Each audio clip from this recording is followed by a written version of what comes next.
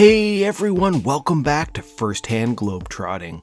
If you're planning a trip to an all-inclusive resort at a beautiful tropical location somewhere in the world, you may be looking at all the different options and trying to figure out which one is right for you.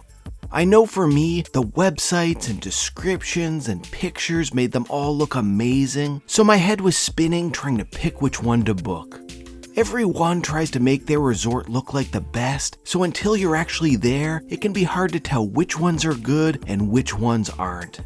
In the end, I booked the Barcelo Maya Grand Resort along the Riviera Maya in Mexico. So in these videos, I'm going to show you around the resort so you can see my first-hand experience staying there. Hopefully it will give you a better idea of what parts of it you like, what parts you don't like, and whether it's the right resort for you. Personally, I loved my stay there and had an amazing time, but this was one of my first experiences with an all-inclusive resort. Since every traveler is different, hopefully this will give you enough info to make the right choice for your vacation. This is a huge resort made up of 6 different hotels, and there's so much to show you about it. In this video, I'll be focusing on the pool areas and the amazing long sandy beach the resort has. In part 1 of this series, I talked about where the resort is, how to get there, what the hotel buildings look like, and what to expect in your room. In the other parts, I'm going to talk about all the amazing food and bar options, the activities they have at the resort, some of the cool things they have on the property, and nearby day trip options on the Yucatan Peninsula. If you're interested in those parts, links to them are in the video description. And since I'm only going to talk about things I got to experience firsthand on my trip, that means I'm going to focus on the tropical, colonial, Caribe, and beach hotels. I'll only be talking a little bit about the higher-end Palace and Riviera hotels, so if you're looking for lots of information about those, these videos may not have what you're looking for. But even if you are staying at the Palace or Riviera, you get to use everything at the tropical, colonial, Caribe, and beach, so hopefully this video is still useful showing you what they have to offer. As I said, in the first part of this video I showed you around the hotel buildings, but let's be honest, you didn't come here to stay inside, you came here for the pools and beaches. The first pool area I'll show you is at the Tropical Hotel. This one seemed more like the party pool. There was always music on by the pool, people playing sports in the water, and high energy activities happening on the pool deck. If you're looking for a hotel with a lively pool atmosphere, this will probably be the one for you. Of course, it's going to depend on who's staying at the resort when you go, but in general, Tropical seem to be full of people looking to have a good time. The main pool area is pretty huge and stretches nearly the entire width of the hotel. Partway down, there are little bridges that you can use to cross the pool. They create tiny rivers with fountains spraying off the sides, connecting the bigger part of the pool to a slightly smaller area over by the swim-up bar. The size of the pool was one of my favorite things about the resort. There was so much space and so many different areas of the pool, so it was always easy to find a nice spot to hang out. There's even a separate lap pool where they set up basketball hoops and volleyball nets. Swimming in the pools and relaxing in the chairs aren't the only things to do out there though. There's a giant oversized chessboard over on one side in case you want to exercise your brain a little bit. And they have table tennis tables and shuffleboard courts and sand pits where you can play some games. They even have a basketball court there in case you want to shoot some hoops. Of all the hotels, the Tropical definitely seemed to have the best selection of dry sports and games. It even has its own little beach store in the covered area by where the towel desk is. Speaking of towels, when you check in, they give you little towel cards that you use to get pool towels. You trade one of your cards for one towel, and then whenever you bring your towel back, they give you your card back to you. Honestly though, a lot of times no one was there and they just had a pile of towels you could take. Next up is the pool over at the Colonial Hotel. There's a small walkway out to the beach, and that's all that separates Tropical's huge pool from Colonial's. The first time I walked across the path, I was blown away by just how much pool there was all around me. You're going to notice that the style and layout is very similar to what I showed you at Tropical. There's a really big main pool area and then little fountain streams that flow underneath the bridges and connect over to the slightly smaller pool by the swim-up bar. As you walk around, it just seems like never-ending pools laid out in front of you as far as you can see. At all of these pools, the most popular spots are usually by the swim-up bars. They even have underwater stools to sit on by the counter. But if you don't want to get wet, all of them have a dry bar part on the other side of the swim-up area. One of the things I really liked was that the covered pool chair areas had hammocks attached to them in case you want to get extra relaxed. Over in the shaded area by the towel counter, they have a few foosball, table tennis, and pool tables that you can use. Right next to those is the Barcy Kids Club. There's a big list of daily supervised activities that they do there in case your kids want to get away from the adults. But if you have younger people traveling with you, the real fun is over at Colonial's splash area. It has fountains and water slides and things to climb on and a splash pad area. The Colonials seem to be very popular with young families, and my guess is that this is a big reason why. Younger kids seem to be having an absolute blast here, so it was a really nice feature for this hotel to have. If you're an adult worried about having a lot of kids everywhere, the splash area is in its own pool pretty far away from the swim-up area, so it never got too loud. Overall, Tropical gives more of a high-energy adult experience, and Colonial more of a fun family experience. If you're an early bird, it's worth taking a walk out to the pools to see them in the morning light. It's so different seeing them calm and empty with the palm trees reflecting off the water. Same thing goes at night, since the pools and fountains give off a beautiful glowing blue light with the palm trees and pitch darkness around them. Next, we're headed over to the other half of the resort and going to the Caribe pool. You're probably noticing a trend here.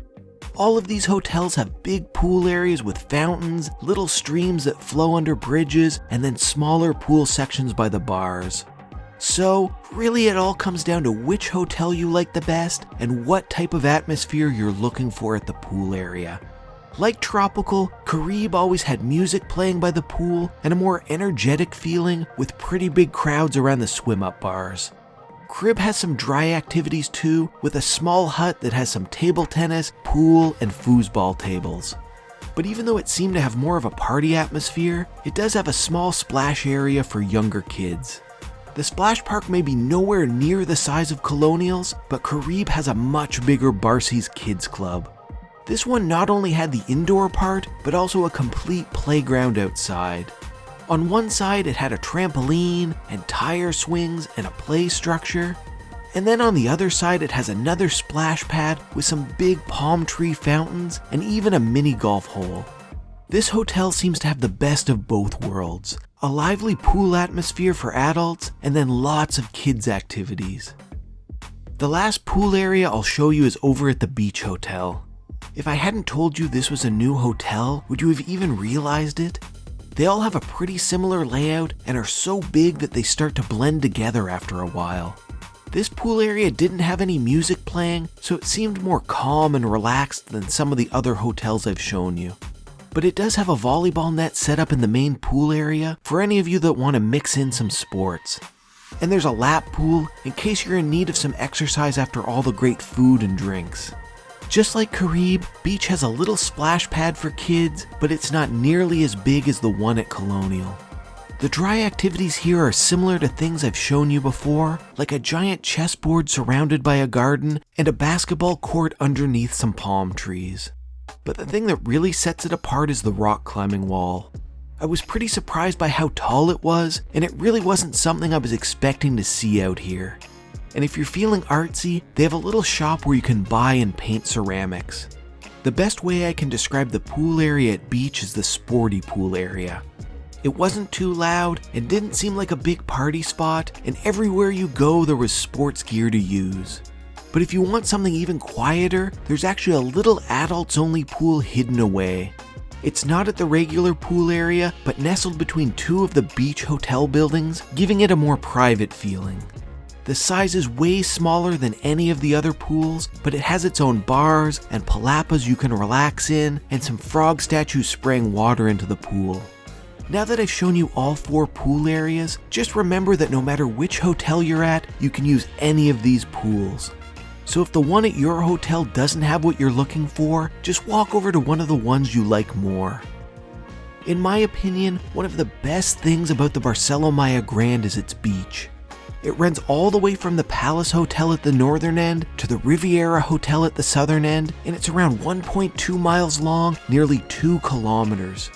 From the Palace end, you get an amazing view of the entire beach stretching off in front of you, and it's really impressive seeing the entire thing. The beach is blocked off at both ends, so it's pretty much completely private for the people staying at this resort. But since all beaches in Mexico are technically public, you can walk along the Palace and Riviera beaches even if you're staying at the other hotels. If you like going for walks, then I highly recommend doing the complete beach walk from one end to the other. It's a great way to see the entire resort from the water. You'll notice that the Palace Beach is a mixture of nice sandy spots and some areas that are really rocky. But the rocky areas are actually one of the best parts of the beach since there's a lot of sea life hanging out around there. So if you like to snorkel, this is a great spot for that.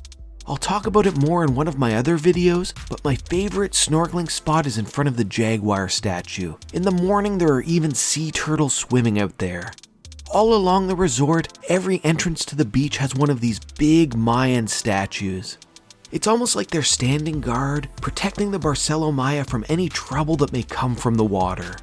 One thing I recommend, no matter which hotel you stay at, is to bring water shoes, since even the really sandy areas have some rocks hidden underneath the water that can hurt your feet.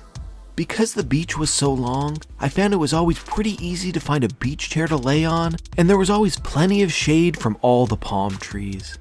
If you're looking to get even more relaxed with the sound of waves in the background, Palace even has some massage tables out by the beach. As you continue to walk down the beach, the next one you come to is in front of the Tropical.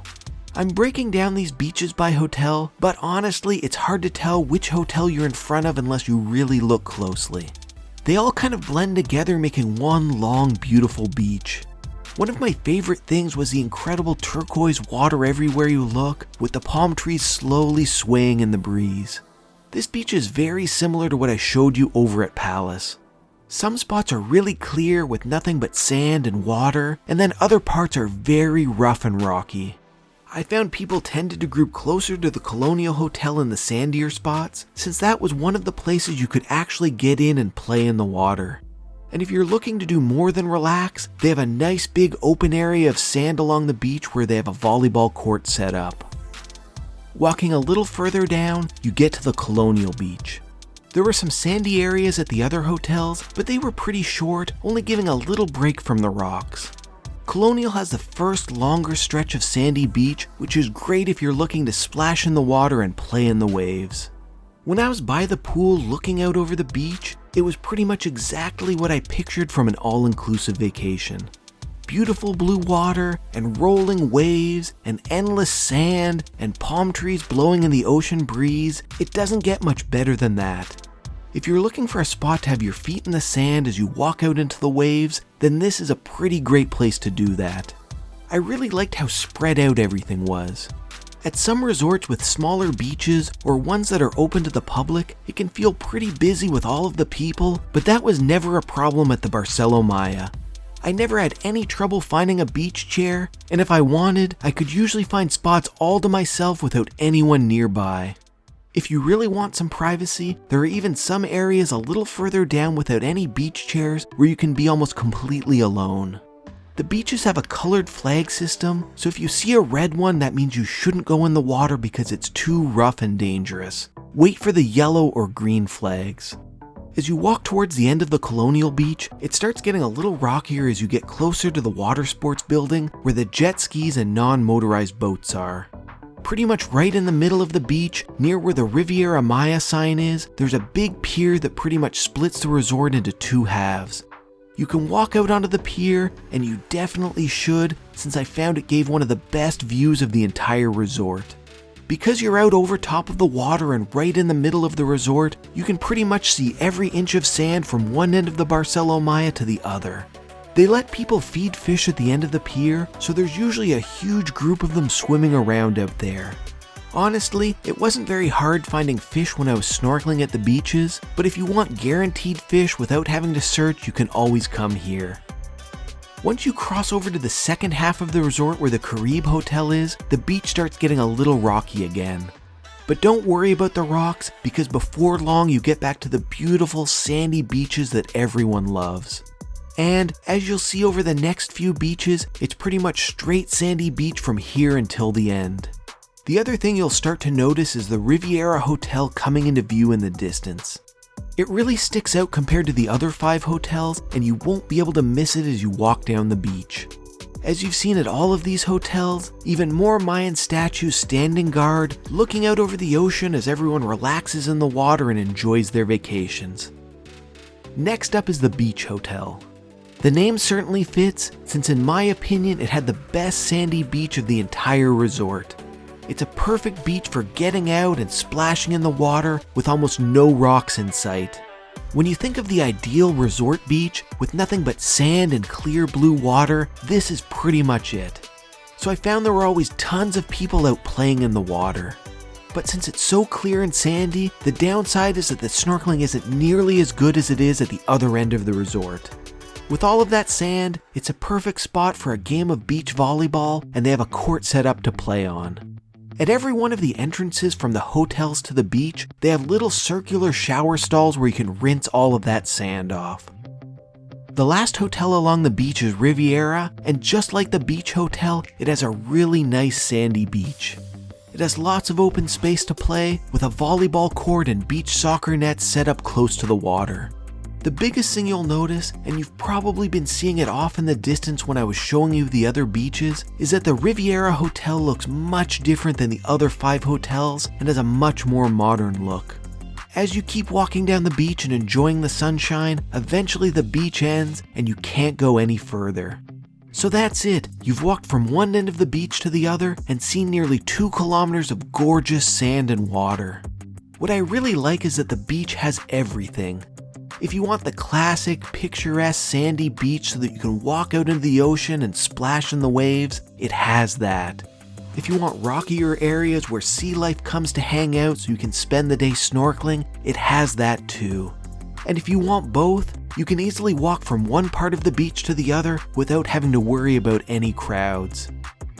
That's it for this video. Hopefully after watching, you know all about the pools and play structures and dry activities and beach areas that this resort has. Don't forget, if you want to learn more about where the Barcelo Maya Grand is, how to get there, what the hotel lobbies look like, how the hotel buildings are designed, and what a standard hotel room looks like, check out part 1 of this video. In the other parts of this video series, I'll show you the a la carte restaurants, the buffets, the beach grills, the bars, the entertainment, and the nightlife. Plus, I'll talk about some of the noteworthy places on the resort, the activities you can do while you're here, and a few of the options to get off resort and see more of the Yucatan Peninsula. For all of the other parts, look in the video description for links to them. If you have any questions about the Barcelo Maya Grand or my trip, ask me in the comments. While you're at it, like the video, share it with your friends, and subscribe to my channel. On Instagram, I'm Firsthand Globetrotting. On Twitter, I'm Firsthand Globe. Follow me on there. And don't forget, it's an incredible world out there, so pick up your passport and do some firsthand globetrotting of your own.